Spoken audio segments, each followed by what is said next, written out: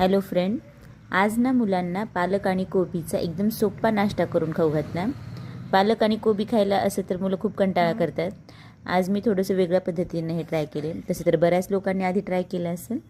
आधी मी पालक कोबी यांना बारीक कट करून घेतलं. मग त्यामध्ये रवा, बेसन, हळद, तिखट, मीठ, धनेजिरे पावडर हे सगळं टाकून थोडंसं पाणी टाकून त्याला एक अर्धा तास भिजू ठेवलं.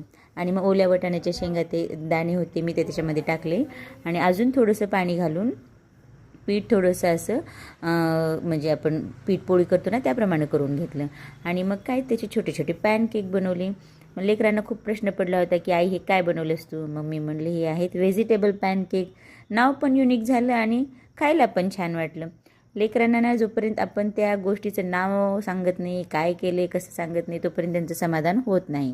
त्याच्यामुळे जास्त टेन्शन घ्यायचं नाही. मी ह्याला एक सोपंसं नाव दिलेलं आहे, व्हेजिटेबल पॅनकेक.